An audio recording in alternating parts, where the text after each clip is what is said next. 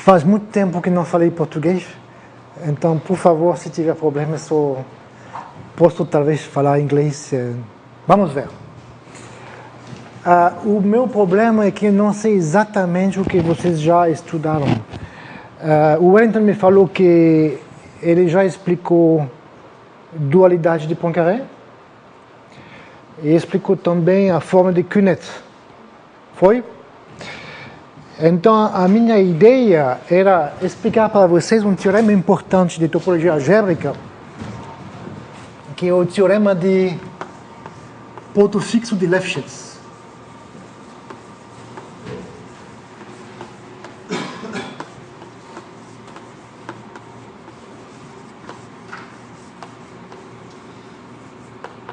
É um teorema muito importante que também tem aplicações bem interessantes.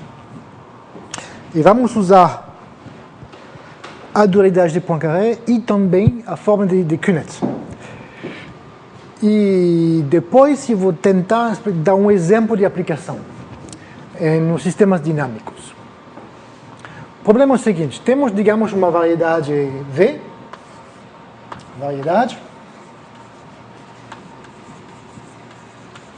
compacta,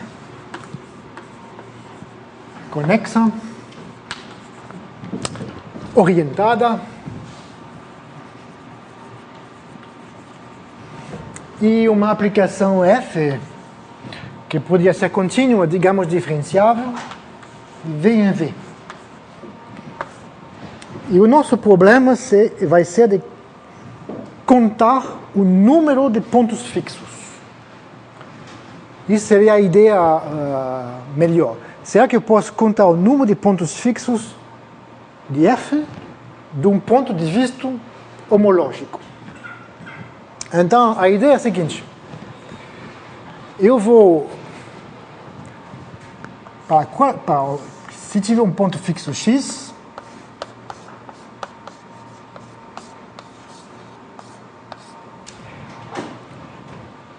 eu vou associar o índice de F no ponto X. Vocês sabem o que é isso? Sabem?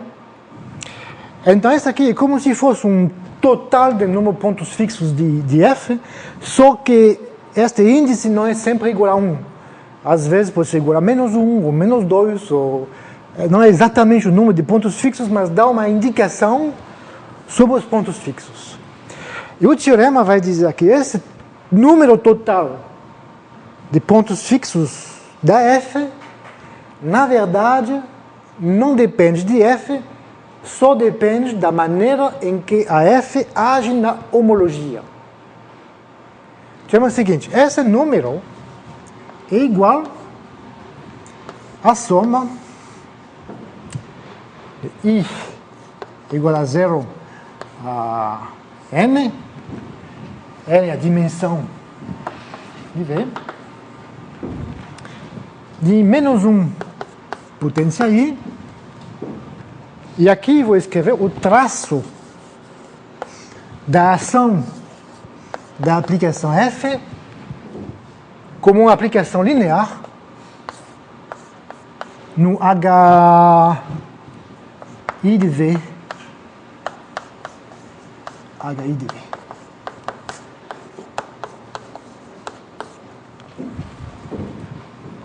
Para todas as dimensões I indo de 0 até N, eu posso olhar a ação da aplicação F na homologia dela, de DV. É uma matriz, uma aplicação linear, e uma aplicação linear tem um traço. O traço, vocês sabem, de uma matriz é simplesmente a soma dos coeficientes na diagonal. E esse traço, faço a soma delas com um mais, menos, mais, menos, mais, menos. E o teorema de Lefschetz diz que eu posso calcular o número total de pontos fixos de uma aplicação. Claro que não é realmente o número de pontos fixos, porque tem aquele índice, mas esse número de pontos fixos é igual a uma coisa que eu posso calcular só conhecendo a ação da F na homologia. Tá bom? Vamos ver alguns exemplos primeiro.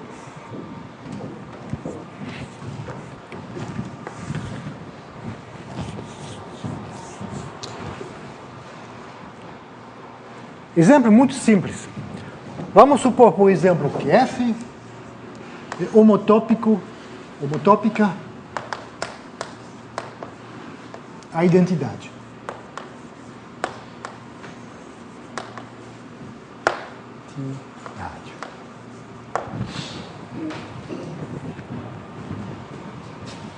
Nesse caso é muito simples, né? Se você tem uma aplicação homotópica à identidade, claro que a aplicação F estrela induzida na homologia ou na cohomologia é a identidade.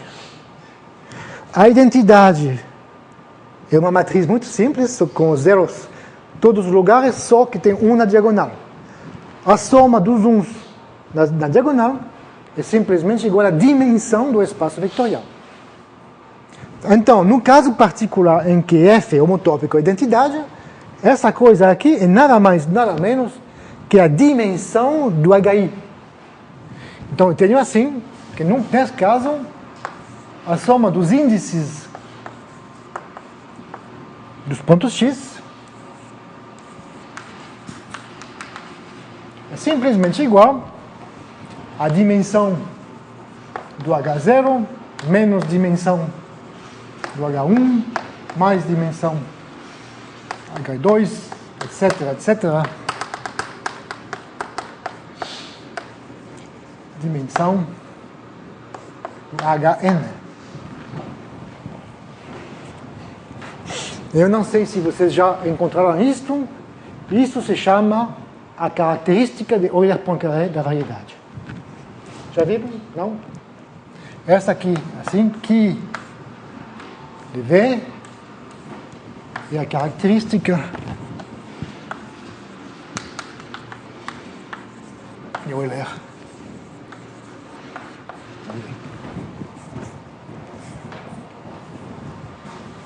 Então, por exemplo, se Q de V não é zero, se F de V em V homotópico à identidade, então, como o lado direito não é zero, o lado esquerdo também tem que ser não zero. Isso significa que tem que ter pelo menos um ponto fixo. Então, F tem pelo menos um ponto fixo.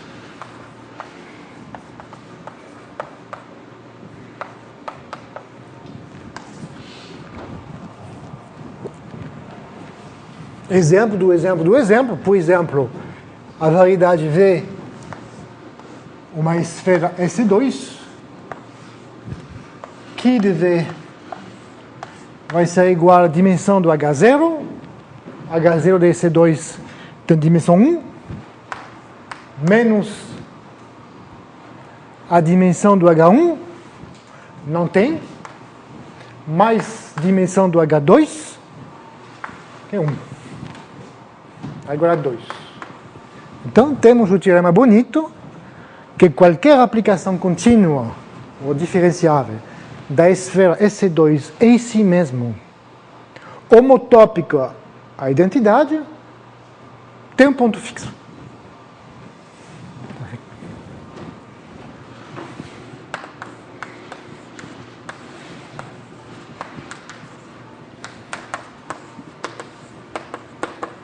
Se a aplicação não for homotópica à identidade, pode ter exemplos onde não tem pontos fixos. Qual é o exemplo mais simples de aplicação da esfera S2 em si mesmo que não tem ponto fixo?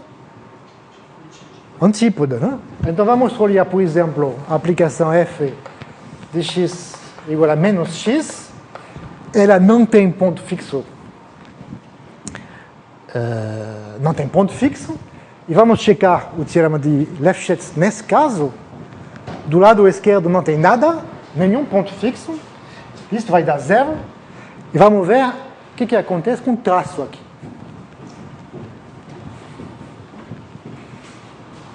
Então, H0 da esfera EC2 é R, H1 da esfera EC2 é R, é zero, desculpa, H2 de EC2 é R. Então, vamos ver o que acontece com F estrela com este F. Bom, H0 não tem dificuldade, não? A F estrela, neste caso, vai dar a identidade. O traço da identidade é 1. Aqui 0, 0. Não? O traço de 0 é 0. Não? E aqui o que acontece? O H2 de S2 tem dimensão 1, mas você sabe que tem dimensão 1 porque a esfera S2 é orientável. O gerador deste R é o gerador da orientação da esfera S2. E acontece que a aplicação antípoda leva a orientação da esfera S2 no oposto da orientação. Quer dizer que esta aplicação F estrela neste R, na verdade, é menos identidade. Qual é o traço de menos identidade? No caso de dimensão 1, uma matriz 1 por 1, com 1 menos 1, o traço é menos 1. Quando eu faço a conta, 1 menos 0 mais menos 1 dá 0. Ainda bem, os dois lados são iguais. Tá bom? Agora eu vou dar um exemplo um pouco mais sofisticado. Vamos considerar uma aplicação que nós gostamos muito, o sistema dinâmico. O exemplo mais simples de um diffeomorfismo que a gente chama de diffeomorfismo de Anosov. É muito simples nesse caso. Eu vou considerar a aplicação do R2 em L2 simplesmente xy dá 2x mais y, x mais y. É uma aplicação linear no plano. Que leva R2 em R2, que na verdade é a aplicação dada por uma matriz 2, 1, 1, 1.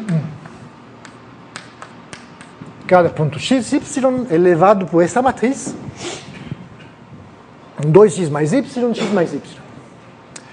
Agora, a observação é muito simples, é que quando x e y são inteiros, esta aqui também são inteiros. Em outras palavras, os pontos inteiros no plano, quer dizer Z2, também é elevado no Z2. Esta é a aplicação linear, que vai do R2 no R2, vai, na verdade, do R2 no R2, levando os pontos inteiros nos pontos inteiros. Consequentemente, se eu considerar o quociente R2 módulo Z2, que é o toro de dimensão 2, que eu vou chamar de V, que vai ser a minha variedade, tem uma aplicação linear, chamada de A como Anosov, que vai do R2 módulo Z2 no R2 módulo Z2.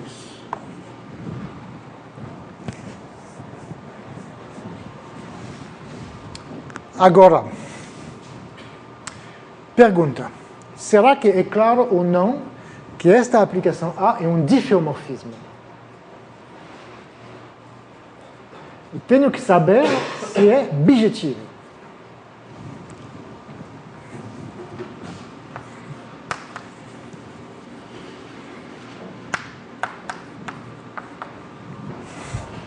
E a resposta é sim, porque eu posso calcular o inverso dela.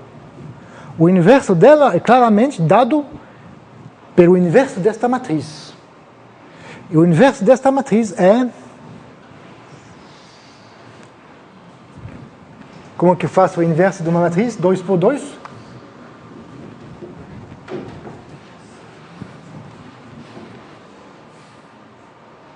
Como que faz?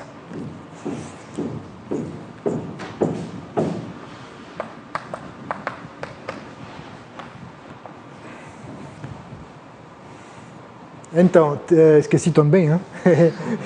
Eu me lembro de uma coisa que tem que mudar o sinal de 2 e permutar os dois outros. Hein?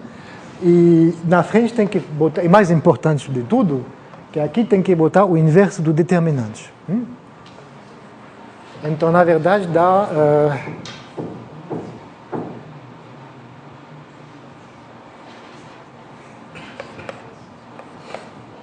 É isso?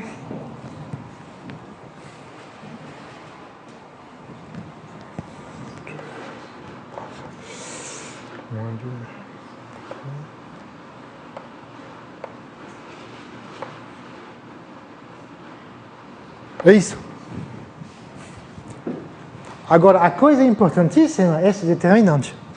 Que se eu tiver escolhido qualquer matriz inteira, não tem nenhuma razão que o determinante seja 1. Mas aqui é 1, porque 2 vezes 1 menos 1. É por isso que é importante que aqui não tem. Se tivesse 1 sobre 17, por exemplo, o inverso não levaria os pontos inteiros nos pontos inteiros. Eu tive sorte, na verdade eu escolhi por isso, não? Eu tive sorte que o inverso dessa matriz inteira também permanece inteiro. Tudo bem. Então, acabou. Né? O inverso desse diffeomorfismo é simplesmente dado por a matriz B igual a isto. Tudo bem, então temos um diffeomorfismo de uma variedade compacta R2 módulo Z2. E a pergunta é, será que eu posso calcular o número de Lefschetz desta transformação?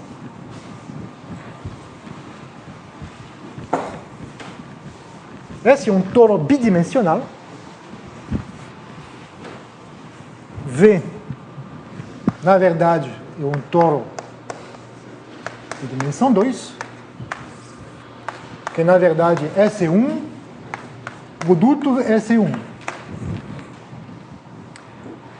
Então, eu posso calcular o H0,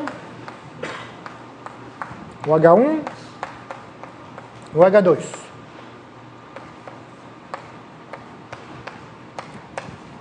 Bom, o mais simples, o H0, que vai ser R, porque é uma variedade conexa.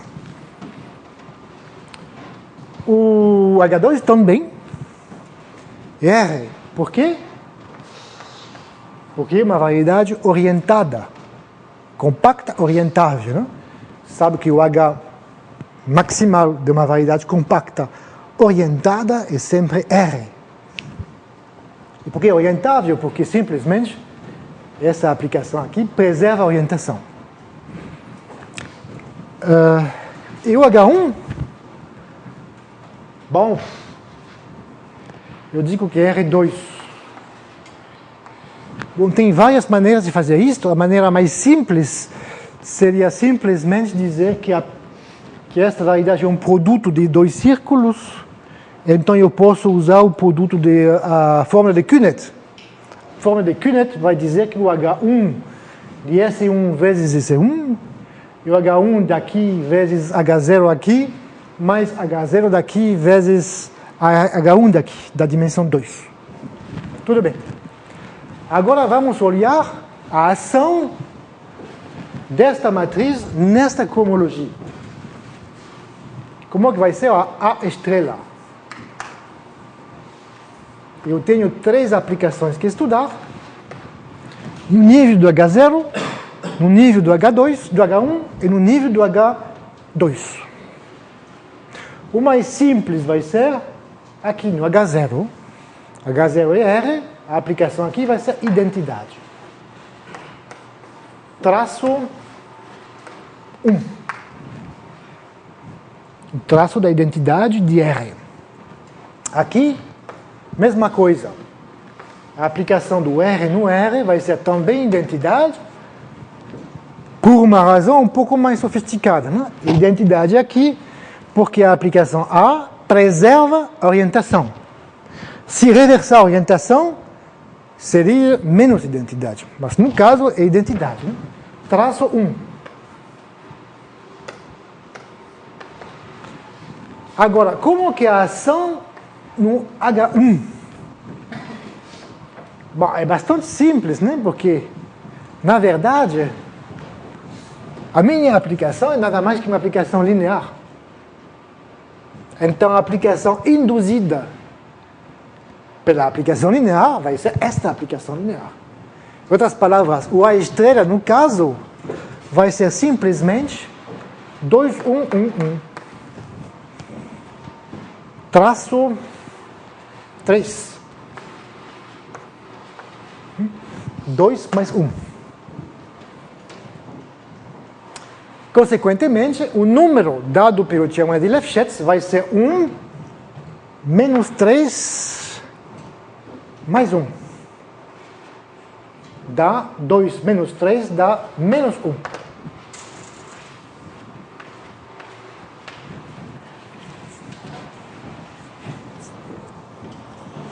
Isto vai significar que tem pelo menos um ponto fixo e que, na verdade, a soma de todos os índices, de todos os pontos fixos, dá menos 1.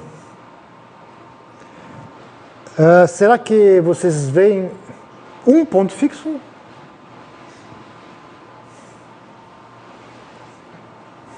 Tem um ponto fixo óbvio, né? Que é o 0, 0. Né? O ponto 0, 0 elevado no 0, 0. Será que tem outros pontos fixos? Bom, não está muito claro. Vamos ver isso. Hein? Vamos procurar um ponto fixo. Um ponto fixo seria um ponto xy, tal que 2x mais y é igual a x, módulo os inteiros. Módulo algum inteiro n. E x mais y seria igual a y mais π. P. N e P são inteiros. Então são duas equações muito simples, não posso simplificar. Tuc, tuc. Significa que x é igual a P, que em outras palavras, módulo os inteiros, x é igual a 0. X é igual a 0, módulo z. E uma vez que x é igual a 0, isso dá y igual a 0, módulo os inteiros.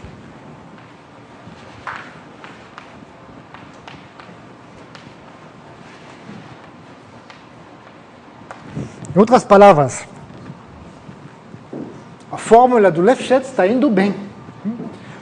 Essa aqui igual a menos 1 funciona bem porque tem um ponto fixo só. E esse ponto fixo tem índice menos 1.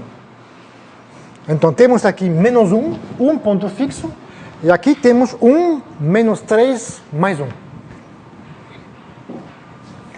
Ok. Agora, vamos fazer uma conta um pouco mais complicada. Em vez de olhar por pontos fixos, vamos considerar os pontos periódicos. Quer dizer, em vez de olhar A, vamos olhar a potência n.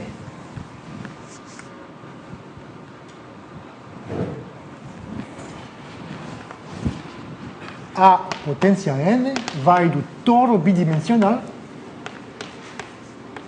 no toro bidimensional. E aqui vai ser a matriz 2, 1, 1, 1, potência n. Eu quero calcular agora o número de Lefschetz. A ação no H0 vai permanecer a mesma, identidade. Também a ação no H2, identidade. E aqui, o que vai acontecer no H1? A potência n. Agora eu vou ter que calcular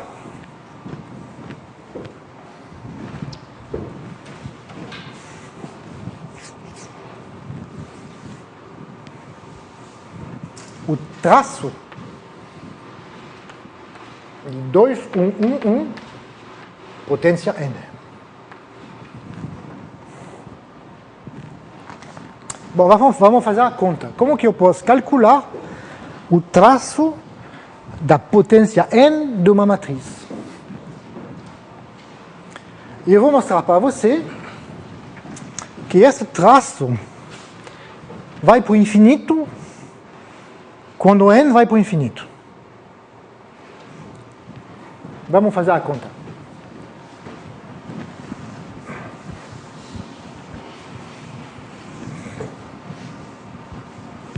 A matriz 2, 1, 1, 1 tem dois autovalores. Os autovalores são as raízes de polinômio característico. Polinômio característico é determinante 2, 1, 1, 1 menos lambda vezes identidade.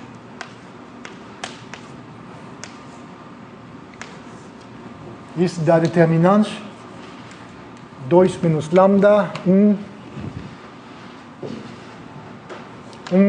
menos lambda, dá 2 menos lambda, 1 menos lambda, menos 1, dá lambda 2 menos 3 lambda mais 1, se não me engano.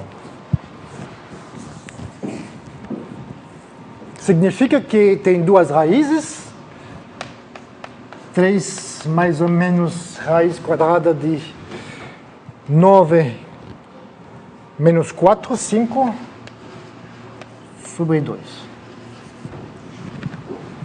Ok.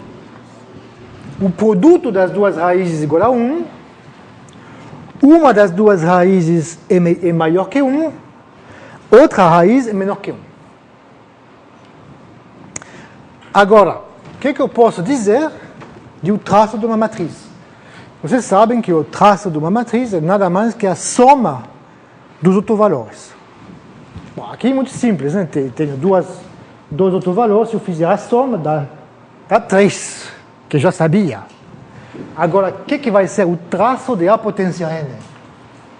O traço de A potência n vai ser a soma dos dois autovalores de A potência n.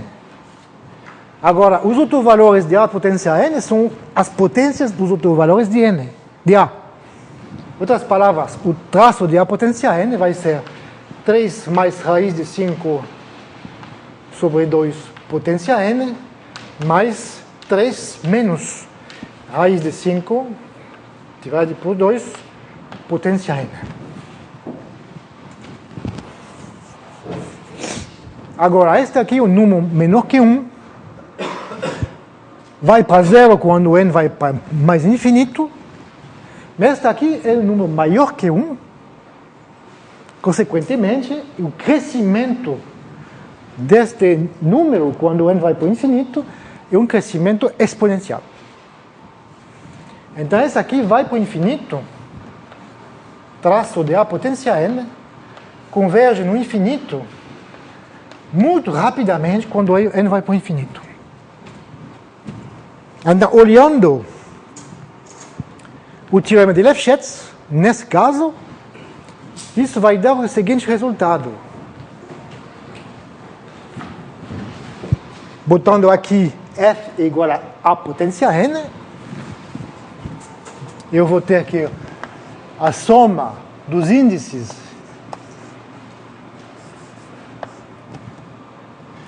dos pontos fixos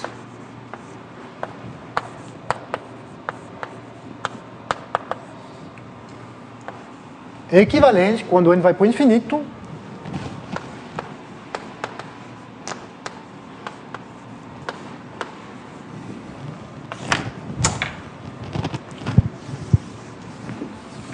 Está vendo? O teorema de Lefschetz vai me dizer, sem complicação, vai me dizer que o número de pontos periódicos de A potência n vai crescer para o infinito. Rapidamente. A dificuldade é que, por enquanto, eu não sei que esses índices são iguais a mais ou menos 1. mais ou menos 1. Talvez são maiores. Vamos falar disso depois. Então, esse exemplo mostra que se a aplicação F é muito complicada ao nível da homologia, então, quando eu vou trocar F por F potência N, ou K, desculpa, o N é a dimensão, né? Vai sair que necessariamente vai ter muitos pontos periódicos. Isso é a coisa que você tem que lembrar.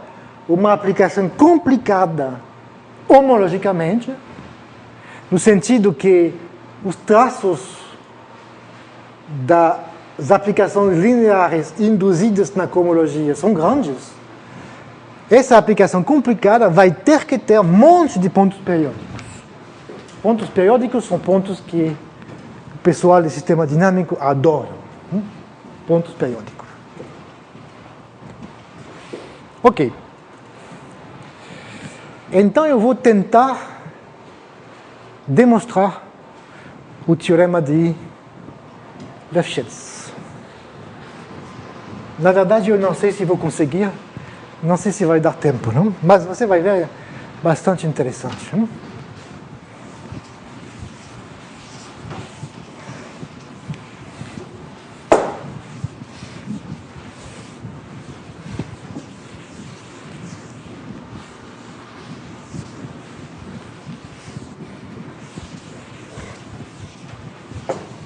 Eu vou começar com uma coisa muito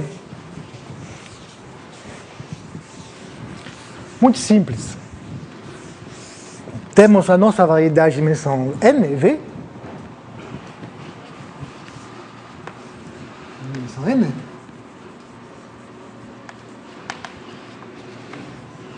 Eu vou olhar o produto V vezes V.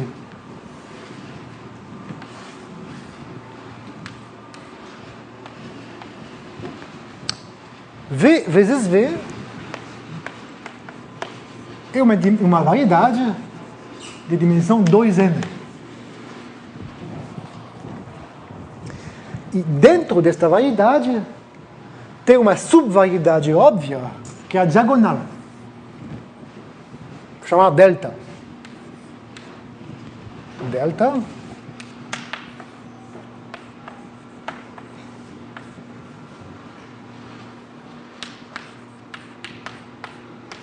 esta é uma subvariedade de dimensão n na variedade de dimensão 2n, V vezes V.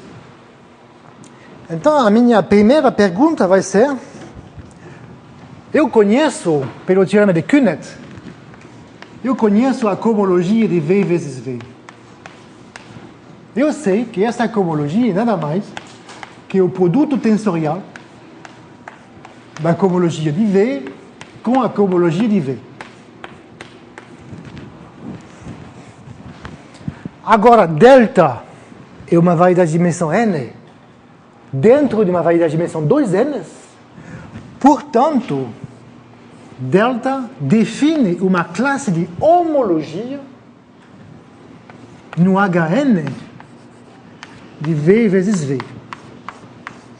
Eu posso pensar no delta como sendo um ciclo homológico de dimensão n dentro da V vezes V. Por dualidade de Poincaré, eu posso pensar nesta classe de homologia também como uma classe de Hn cohomologia no V vezes V.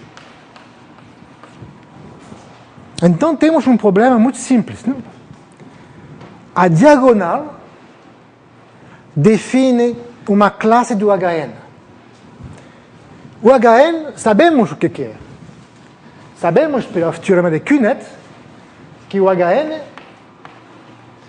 de V vezes V é nada mais que H0 de V tensor H1, Hn menos 1 de V mais H1 de V tensor Hn menos 1 de V mais etc. mais Hn menos 1 de V tensor H1 de V mais Hn de V, tensor H0 de V. O teorema de Kunet diz que o grupo de cohomologia Hn de V vezes V é a soma dessas componentes. É isso que diz o teorema de Kunet. Dentro desta coisa eu tenho o delta.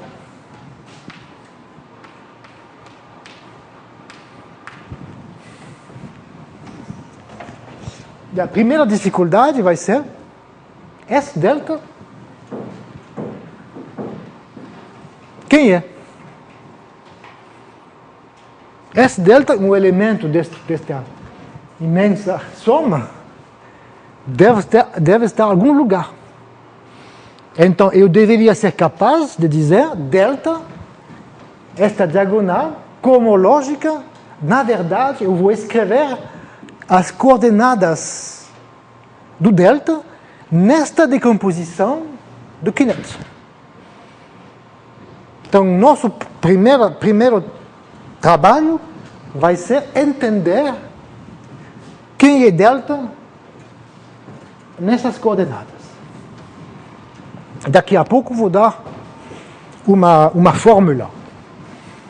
Uma fórmula que vai dizer delta é igual a isto. Mas antes disto, eu queria explicar para vocês por que é interessante entender delta.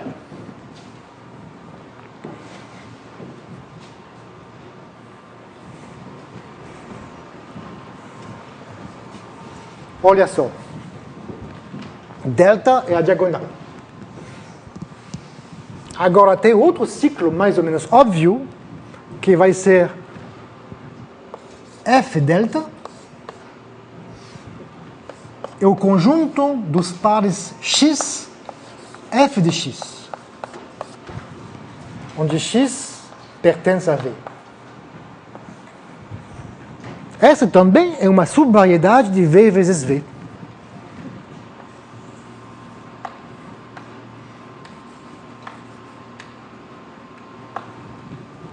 Também de dimensão n.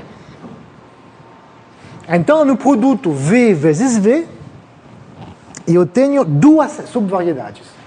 A diagonal, que não depende de ninguém, e F delta, aquelas subvariedades. A interseção das duas subvariedades são aqueles pontos aqui que pertencem aos dois. Mas a interseção dos dois, dá para ver, um ponto pertence a delta se x igual a epsilon. Isso significa que a interseção é simplesmente os pontos fixos. Então, na verdade, entender os pontos fixos de uma transformação F é nada mais, nada menos que entender a interseção de dois ciclos numa variedade. Eu tenho uma variedade de dimensão 2n, que no caso é nada mais que V vezes V. Dentro desta variedade eu tenho dois ciclos, cada um de dimensão n. O primeiro ciclo é a diagonal, o segundo ciclo é F delta.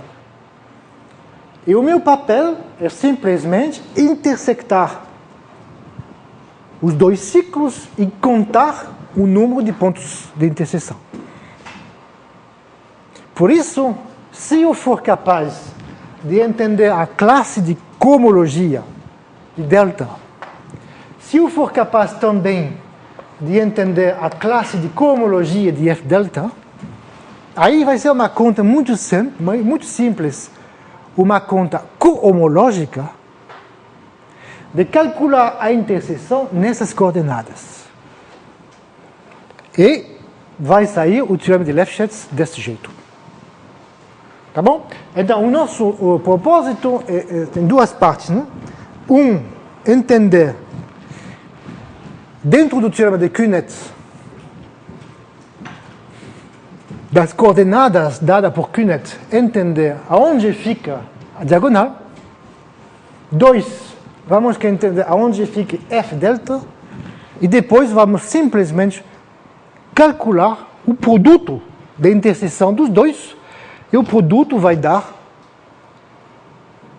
o teorema de Lefschetz. Bom, então eu vou explicar isto. Você vai ver, é um pouco de álgebra, mas não é muito difícil. Né?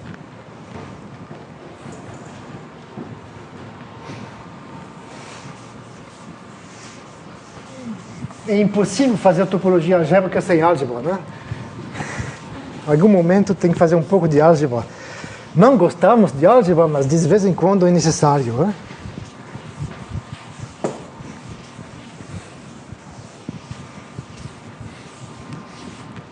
Olha só, eu vou considerar um pedaço de QNet. O pedaço aqui vai ser HP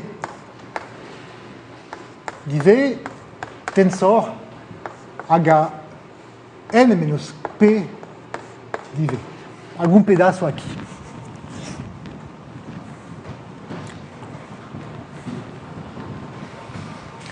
HP de V tensor Hn menos P de V.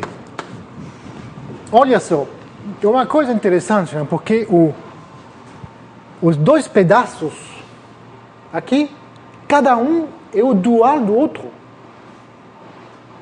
usando Poincaré. Poincaré diz que o dual do HP é o Hn menos P, e o dual dessa coisa é o dual desta coisa. Então, na verdade, estamos num espaço vetorial e tensor e linha, o dual dele. E eu digo que eu vou dizer?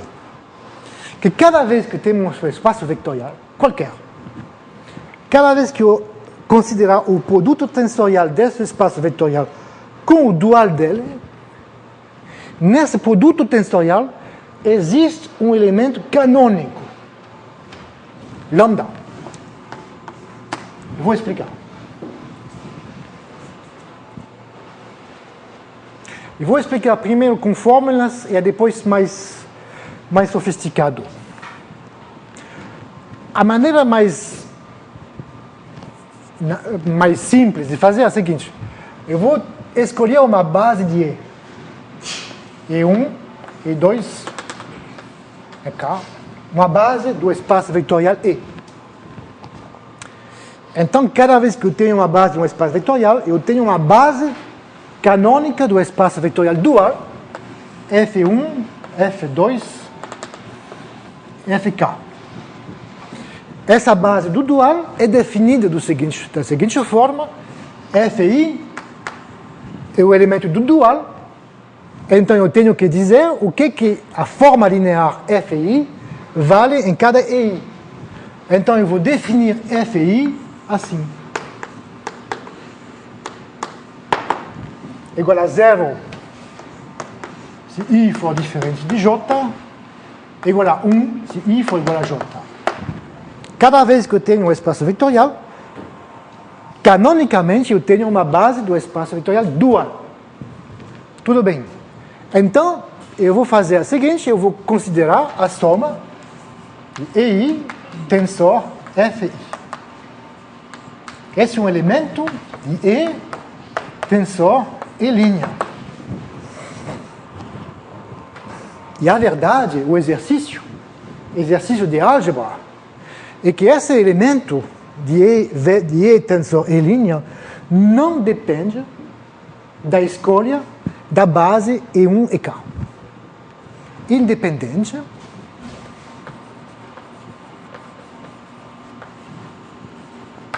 da escolha de E1, E2, EK. Outras palavras, dado qualquer espaço vetorial, no produto tensorial desse espaço vetorial com o dual dele, existe um elemento canônico, lambda. Bom, parece um pouco um milagre. Vou dar uma solução, uma definição mais intrínseca. É a seguinte: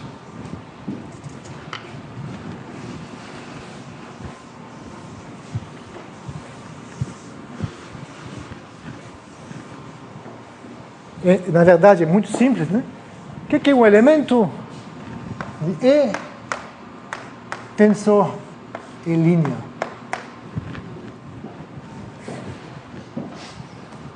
Eu digo que esse espaço vetorial não é nada mais, nada menos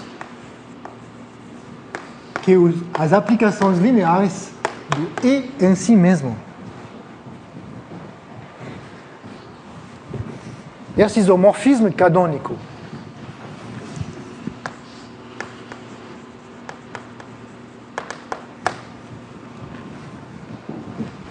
Exercício. Agora, nas aplicações lineares de um espaço vetorial em si mesmo, existe um elemento chamado identidade. Canônico também. Este elemento identidade, se eu olhar nele deste lado, vai ser o meu lambda. Tudo bem. Então, eu acabo de explicar, usando álgebra, que cada vez que eu tenho um produto de um espaço vetorial com dual dele, como por exemplo este, sai naturalmente, dentro do espaço, algum elemento lambda. Eu vou chamar de lambda P este elemento. Então vem o teorema de Lefschetz, é o seguinte. Versão algébrica. Teorema. Delta, na variedade, é nada mais que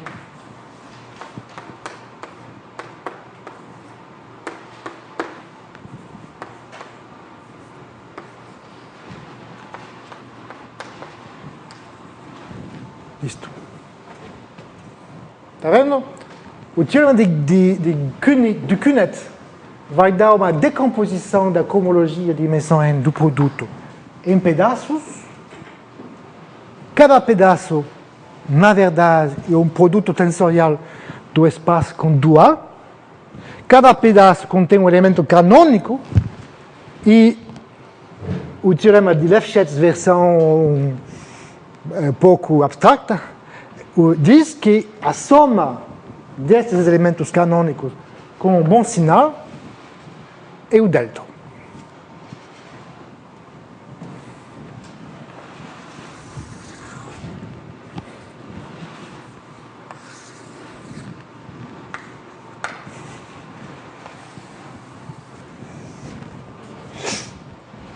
Agora, vamos tentar deduzir desse teorema abstracto o teorema concreto do teorema de Lefschetz.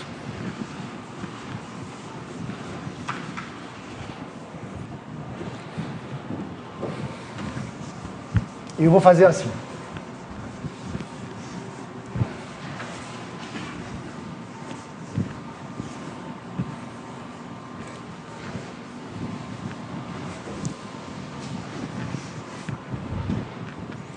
Eu vou escolher uma base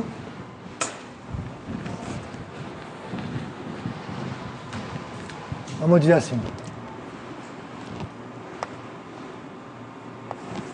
HP de V R e vou escolher uma base. A base vai ser ômega 1, ômega 2, ômega B, P,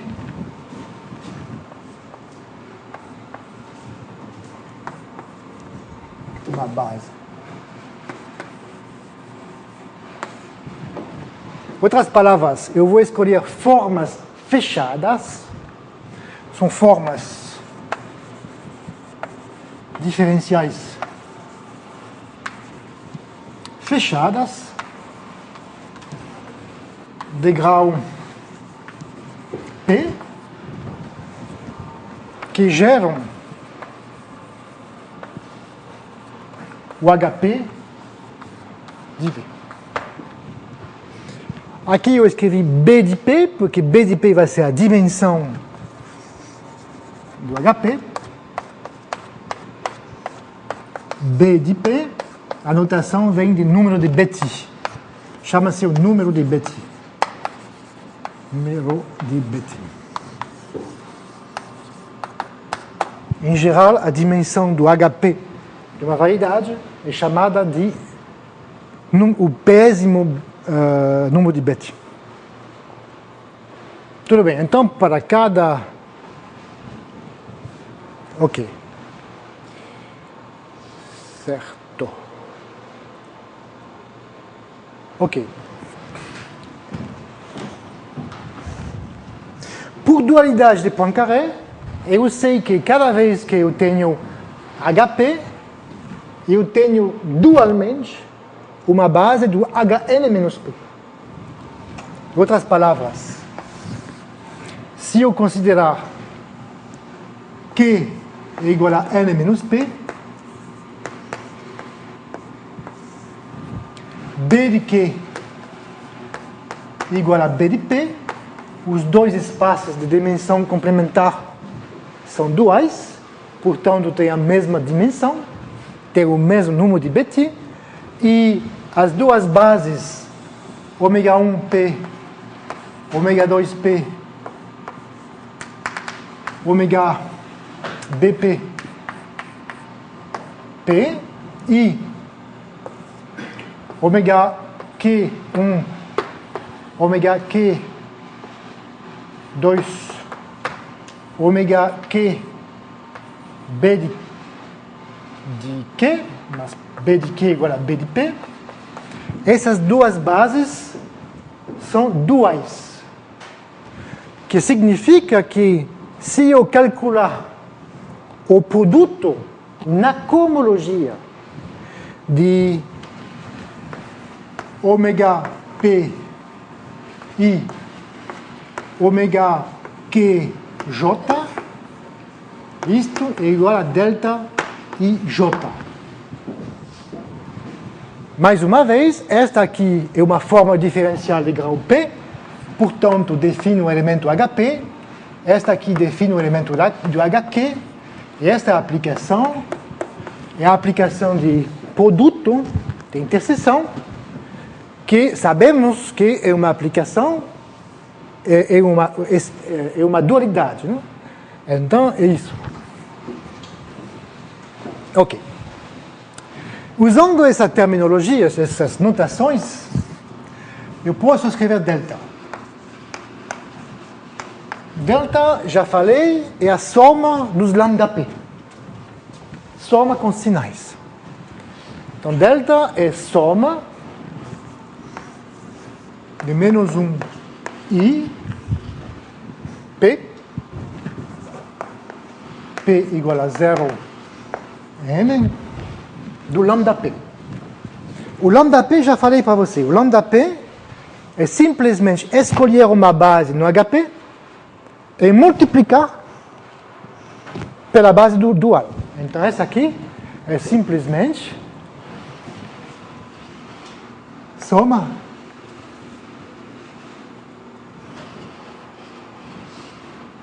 ômega P I igual a 0 a 1 a BP, multiplicar ômega I Q N menos P. Não, atenção.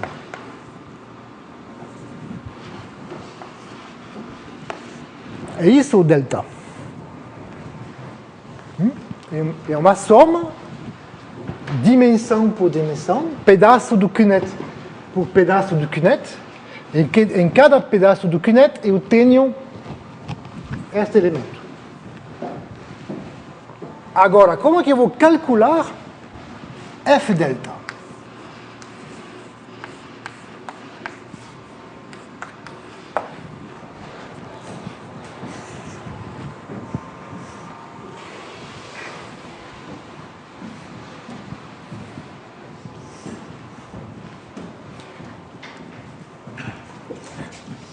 Olha só, delta, eu já falei, é a diagonal.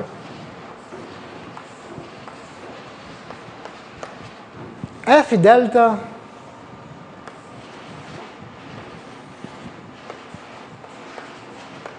é o conjunto dos x, f de x.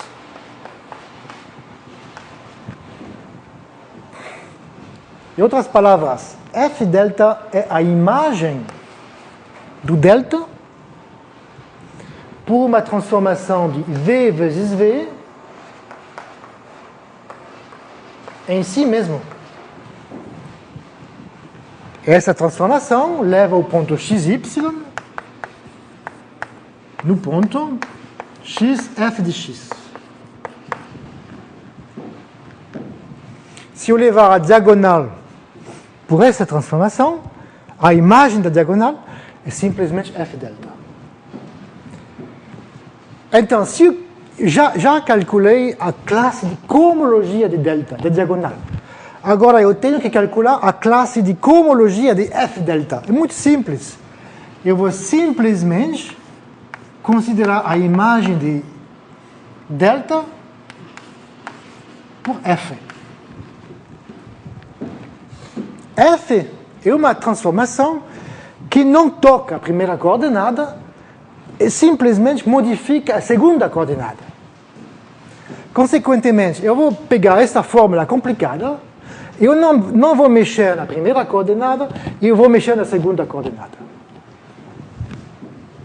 Tudo bem? Então isso vai dar que f delta é nada mais que soma menos um p,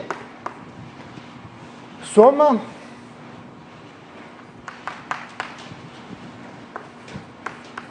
primeira coordenada não faço nada, na segunda coordenada eu tenho que transformar a forma ômega i pela f. Então vou escrever f estrela de ômega i.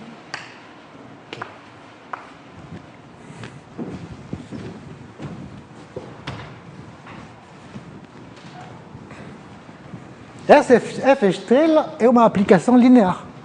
É a aplicação induzida pela f na cohomologia. Essa aplicação induzida pela f na cohomologia de grau Q. Bom? Ainda tenho uma coisa que fazer. Calcular a interseção dos dois.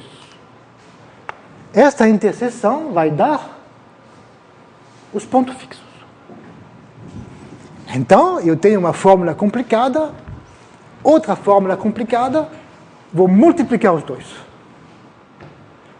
E a multiplicação vai dar o resultado. Então, temos que multiplicar isto vezes isto.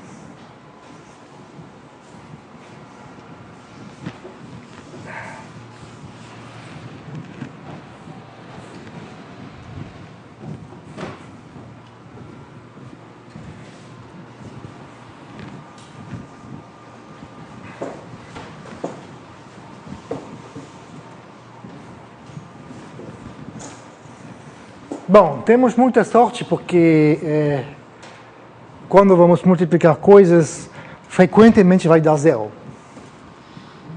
Alguns poucos elementos vão não ser zero. Vamos ver.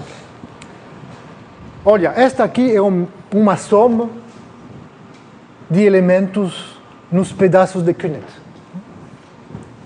Cada soma aqui pertence ao primeiro pedaço, ao segundo pedaço, ao terceiro pedaço, etc. Também aqui. F delta também é uma soma análoga. Agora, quando eu multiplico um negócio desse com um negócio desse, eu vou ter um monte de elementos. Mas eu digo que quase sempre dá zero. A única possibilidade de multiplicar um negócio aqui com um negócio aqui que não dá zero é multiplicar dois elementos no mesmo nível. O que eu falei? Não. em níveis complementares. Vamos ver. Aqui o elemento típico é HP de V tensor H n menos P de V. Se eu multiplicar por outro elemento no H, P' de V, tensor H n menos linha de V, esta multiplicação do negócio aqui com o negócio aqui dá sempre zero, a menos que P menos P' é igual a N, e N menos P mais N menos P' é igual a N. Se esta aqui mais esta aqui dá N e também aqui, a multiplicação é simplesmente dualidade de Poincaré vezes dualidade de Poincaré. Todos os outros casos dá zero. Bom, isso vai dizer que quando eu vou multiplicar todas essas coisas, quase tudo dá zero. As únicas coisas que não são zero são quando eu vou multiplicar o pésimo elemento aqui com n menos pésimo aqui. A segunda sorte que eu tenho é que os ômegas têm multiplicação muito simples. Se eu multiplicar dois ômegas com índices diferentes, dá zero. Se eu multiplicar elementos, dois ômegas com o mesmo índice, dá 1. Então, tudo isso vai fazer que o resultado desta conta é fácil. Não sei se vou conseguir fazer isso no quadro negro, mas eu digo o seguinte: resultado.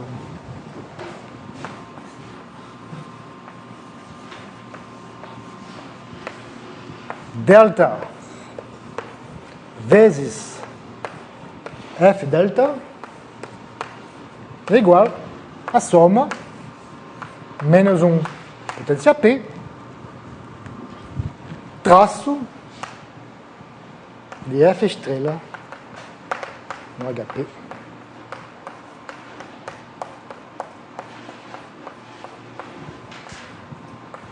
Em outras palavras, sai o número de Lefschetz.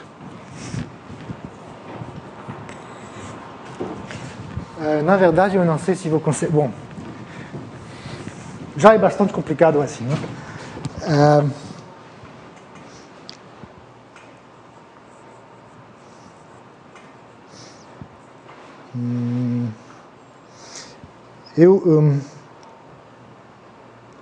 Tem duas possibilidades.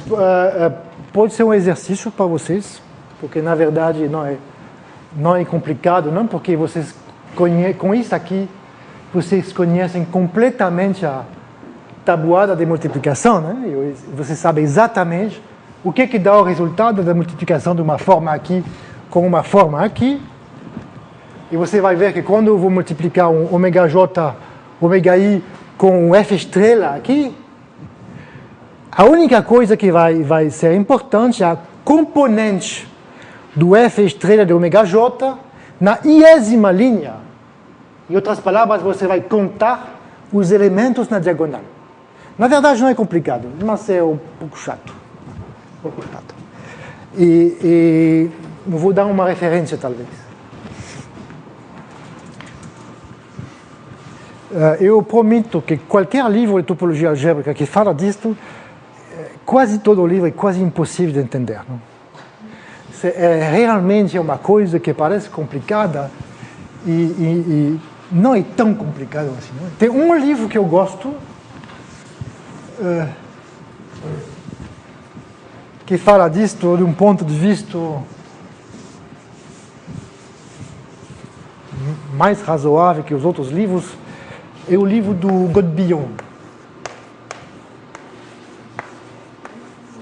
É um livro em francês, chama-se Topologie algébrique.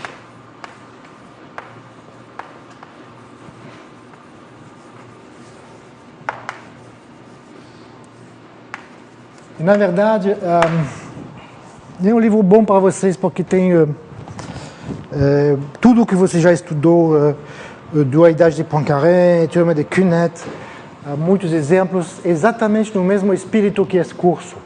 Quer dizer, ele está sempre falando de variedades diferenciáveis, teorema de Rham. É um livro bom. E no último capítulo tem essa conta.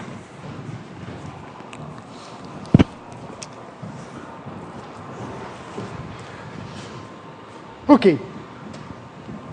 Agora eu queria, e também não vou ter tempo, eu quero enunciar um teorema que eu acho interessante. Aula 1h30, não? Que eu acho interessante. É um teorema de Sullivan e Schub.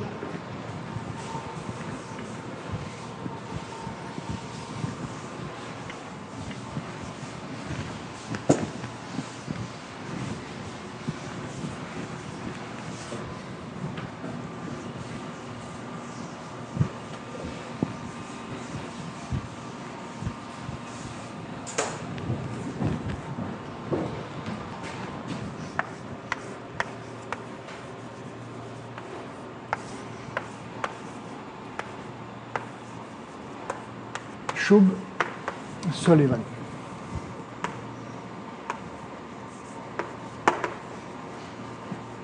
Uh, 1974.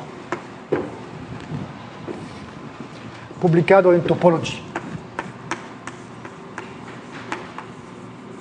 É um artigo muito bonito, faz 2 páginas só. Eu pensava que podia explicar tudo, mas não vai dar tempo. Mas realmente vocês podem ler esse artigo, é muito elementar. É o seguinte problema. Você vai considerar uma aplicação de um, digamos, F, de um aberto no Rn, contendo zero, no mesmo aberto,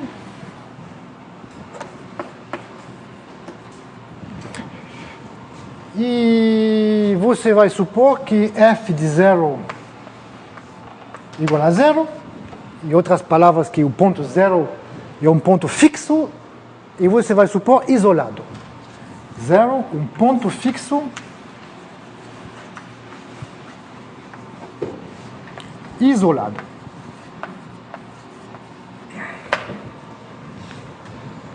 Então, nesse caso, vocês sabem que podemos definir o índice da aplicação f no ponto 0 que é um certo inteiro. Agora, se o AF fixa o ponto 0, também f potência n também fixa 0. Então, podemos também calcular o índice de f potência k no ponto 0, outro inteiro. A priori, o índice de f potência k depende de k. E a pergunta é de saber se depende muito ou não depende muito de k. O teorema é o seguinte, teorema, se f for de classe C1, diferenciável de classe C1, então a aplicação K dá índice de FK em 0 é limitada.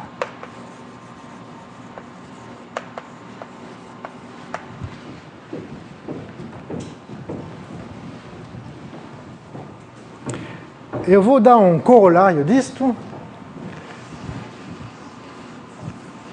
e dar algumas ideias sobre isto. E dar um contra-exemplo quando a aplicação não é C1.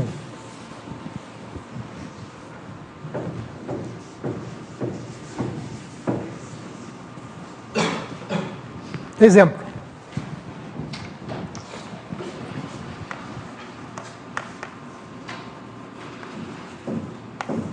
Seja F da esfera S2 na esfera S2, C1 de grau 2.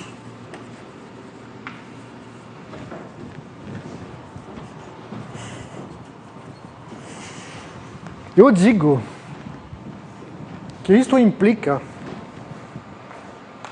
que F tem um número infinito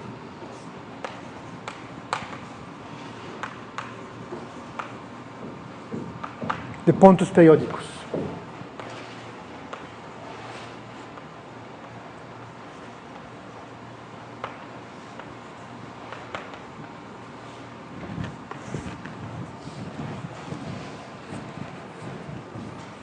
Demonstração, vamos usar o teorema de Lefschetz. O teorema de Lefschetz vai dizer que a soma dos índices de F potência K de X nos pontos é igual a quê? Bom, o traço no nível 0, no H0, o traço no H0 é 1, o traço no H1 não tem H1, 0, mais o traço no H2. Como o grau de F é 2, significa que o traço de F no H2 é 2.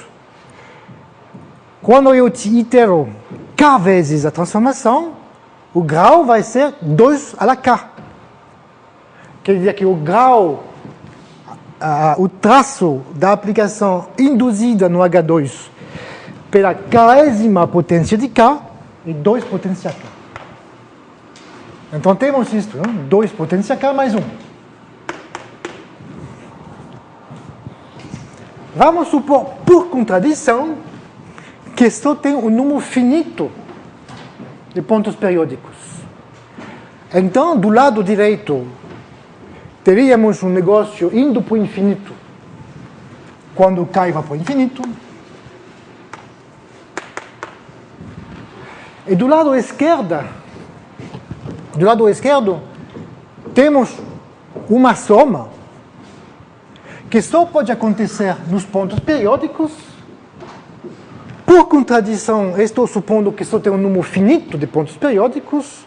Então, o único jeito para consertar a fórmula, que vai no infinito à direita, e que tem um número finito de soma à esquerda, seria que os índices iam para o infinito. Mas não é possível por causa do teorema aqui. Os índices são limitados. Os índices sendo limitados, esta soma aqui, sendo por contradição uma soma finita, seria uma soma limitada que não é limitada. Tá bom? Qualquer aplicação C1 de grau 2 de uma esfera S2 tem um número infinito de pontos periódicos. Agora vou dar um contra-exemplo C0. Contra-exemplo, no caso C0. F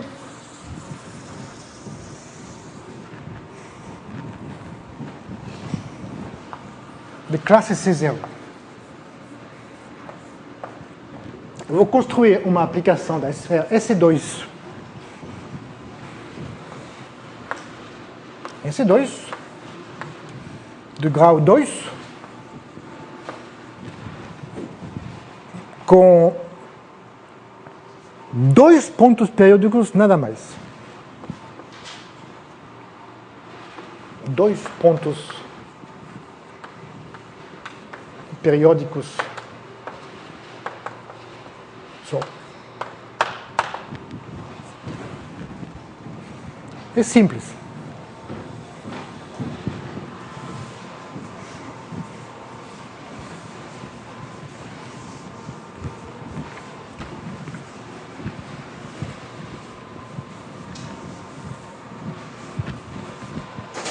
pego o número complexo Z, igual a ρ e θ, e manda o F por 2ρ e I 2θ.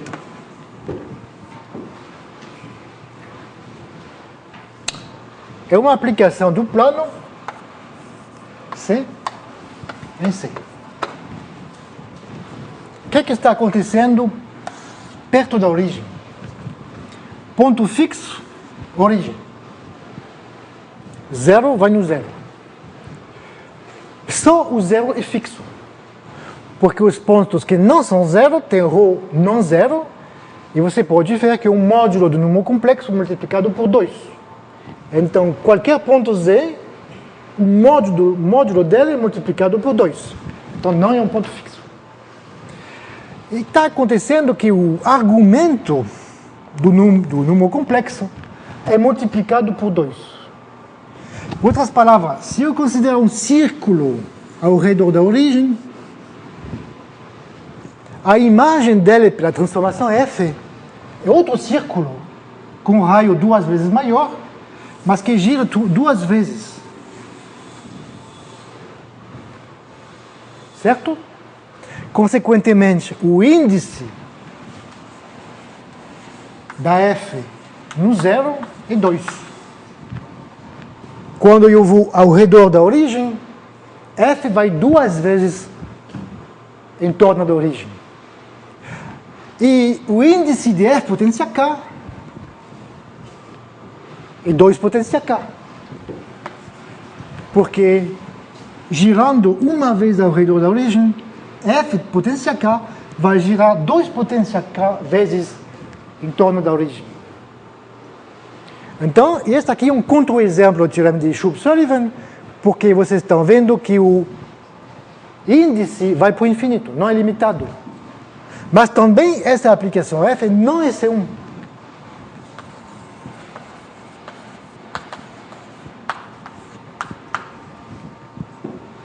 Se eu quiser uma aplicação da esfera EC2 em si mesmo, basta considerar a compactificação da esfera EC2, que é C união infinito, e levar o ponto infinito no ponto infinito. Isso vai dar uma aplicação de grau 2, porque todo ponto diferente de zero e de infinito tem 2 pré-imagens. Então, isso dá uma aplicação de grau 2 da esfera S2 na esfera S2, tal que os únicos pontos periódicos são zero e infinito. Porque os outros pontos não são periódicos, porque cada vez o módulo multiplicado por 2. Então, não são periódicos. Tá certo? Então, essa coisa, por exemplo, não é C1, e não pode ser C1 por causa do Shub-Sullivan. Bom, eu não vou dar a demonstração do Shub-Sullivan, vou dar o início da demonstração. É uma demonstração muito bonita.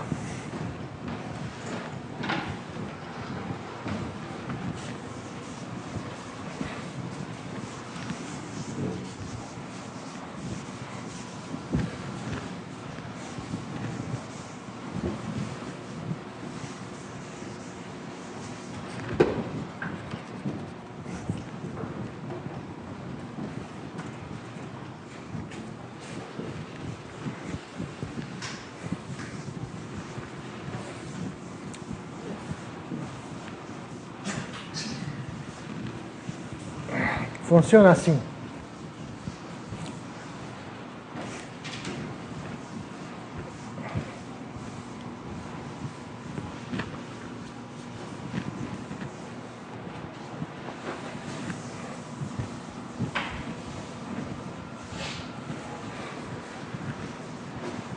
A ideia de Shub-Sullivan seria a seguinte: o índice de F potência K na origem é o grau da identidade menos F potência K. Okay? F potência K vai do aberto U em Rn, leva 0 em 0, e a identidade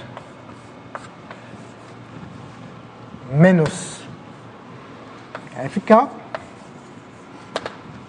leva U menos 0 em Rn menos 0. E, portanto, uma aplicação assim tem um grau. Essa é a aplicação, e o grau, por definição, é o índice de F potência K. Então, o Shub-Sullivan estão dizendo assim: vamos escrever uma coisa que não é verdade, mas que é quase verdade. Eu vou escrever assim.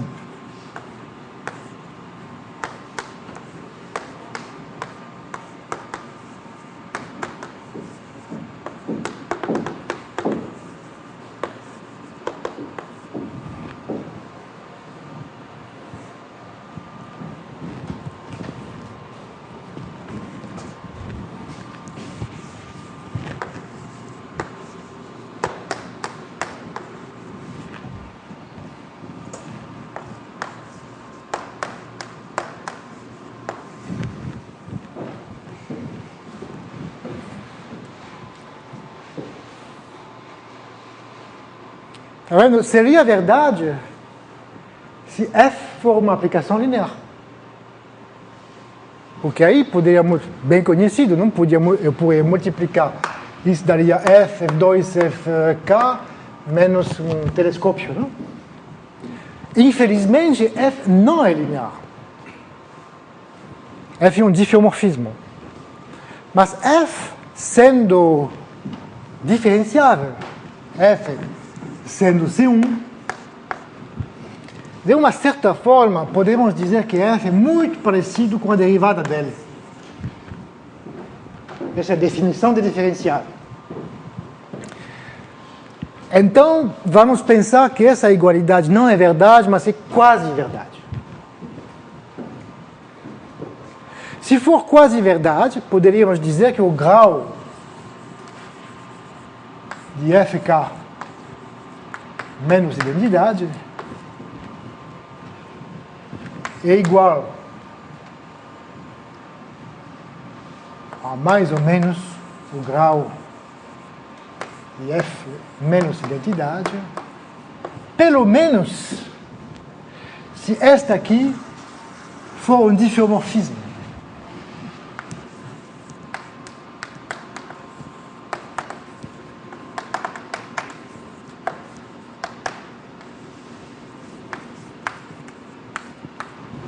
Que não tenha nenhuma razão de pensar que essa coisa é um diffeomorfismo. Mas se for um diffeomorfismo, teríamos duas aplicações,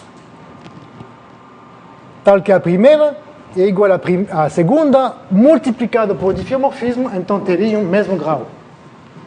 Isto daria que o índice de Fk no zero é igual a mais ou menos o índice de F em zero.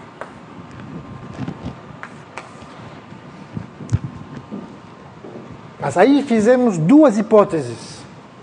Primeira hipótese, que essa coisa é verdade mais ou menos, por causa do C1. E assim, isso aqui é uma coisa que não é difícil consertar, mas a coisa difícil é que não tem nenhuma razão que esta aqui seja um diffeom. Para ver se é um diffeom, basta calcular a derivada dele na origem. Qual é a derivada disto na origem?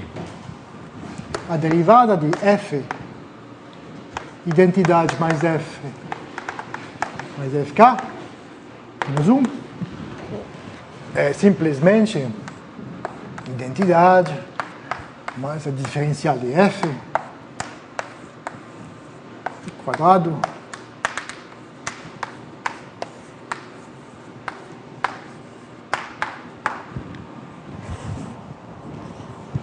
Então, estamos numa boa posição cada vez que essa matriz é inversível.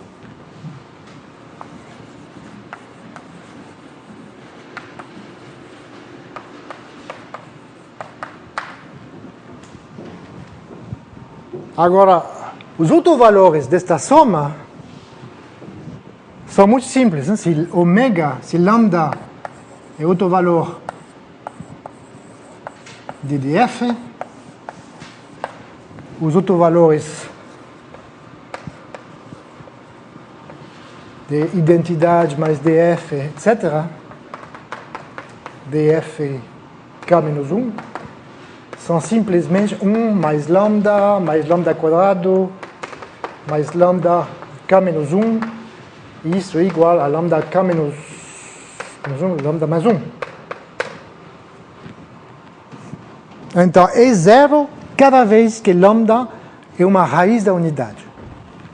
Se lambda for uma raiz da unidade, temos um problema. Temos o problema que esta soma, às vezes, não é invertível. Às vezes, lambda k menos 1 vai dar zero. Então, começa uma conta algébrica que eu gostei muito, que eu não vou explicar. A ideia do Shub-Sullivan é não usar f, mas trocar f por um f potência lambda, potência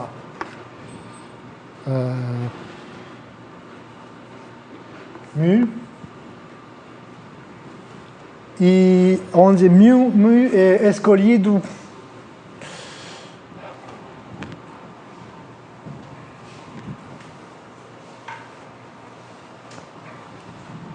depende das raízes da unidades que tenham. O que eu vou fazer? Vou dizer assim.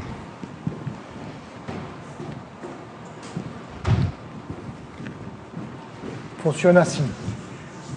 Olha os autovalores de df.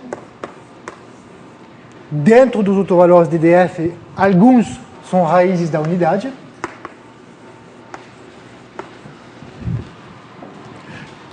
Cada raiz da unidade tem uma ordem. K1, K2, KL. E considera o menor múltiplo comum de K1, K2, KL. Chama-se mi. Ou como chama? Menor múltiplo comum.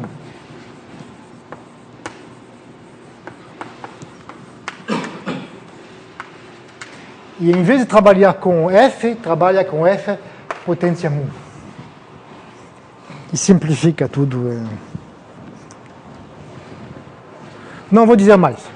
Mas, realmente, eu aconselho a vocês de ler o artigo de Shub-Sullivan, que mostra uma coisa importante que você pode realmente demonstrar teoremas com pouca coisa. Não é uma coisa que não é difícil. Todo mundo pode fazer. Realmente é uma conta muito bonita, que não necessita coisas complicadas, realmente é um negócio fácil. Ok, já está na hora, eu vou fazer um resumo rápido. Tem aquela máquina algébrica um pouco pesada, às vezes chata, né? Que permite calcular a classe de homologia da diagonal de uma variedade dentro do produto V vezes V. Essa fórmula mágica pode ser usada, que cada vez que você tem uma transformação de V em V, você pode usar essa fórmula para calcular a interseção do delta com a imagem dele. A conta se faz completamente algebricamente, não são contas algébricas. O resultado é a soma alternada dos traços. Essa soma alternada dos traços é simplesmente a soma dos índices dos pontos fixos. Agora, eu queria mencionar aquele termo de Shub-Sullivan, porque diz que, na verdade, quando você vai iterar a transformação, você vai ter também soma de índices, mas os índices permanecem limitados, que frequentemente isso vai implicar que tem que ter um número infinito de pontos periódicos. Por exemplo, nós falamos ao início da aplicação 2.1.1.1 do toro, F, e nós fizemos a conta dos pontos periódicos de F. E nós vimos que a soma dos índices vai para o infinito.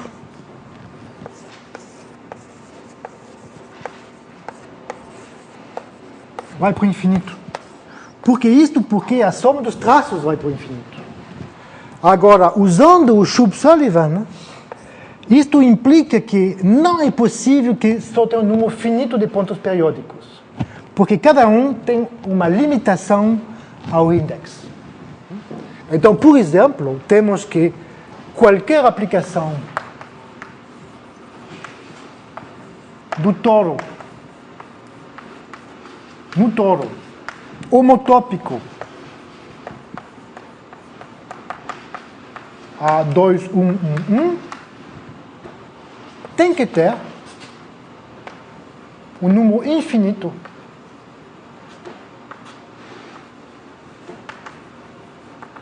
de pontos periódicos.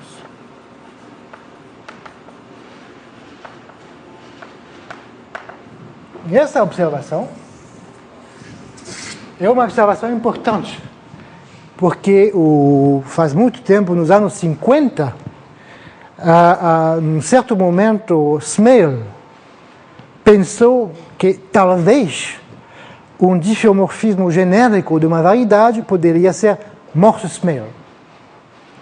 Isto teria implicado que, genericamente, um diffeomorfismo tem um número finito de pontos periódicos. Ele contou a conjectura dele a René Thom, e René Thom imediatamente falou: a sua conjectura não pode ser verdade. E não pode ser verdade porque entra em conflito com o teorema de Lefschetz. O Thom sabia que o teorema de Lefschetz força um número infinito de pontos periódicos. E, por isso, Smale teve que cambiar de ponto de vista, começou a inventar o axiom E, etc., a Nosov, blá, blá, blá, que tomando conta a complexidade da aplicação. Bom, então, esse é um exemplo simples que mostra que, frequentemente, uma complexidade homológica força uma complexidade de verdade. Uma aplicação que tem complexidade ao nível da matriz, da ação da homologia, frequentemente tem que ter complexidade no sentido que tem que ter pontos periódicos explicando a homologia. Só isso. Ok. Próxima vez, Wellington.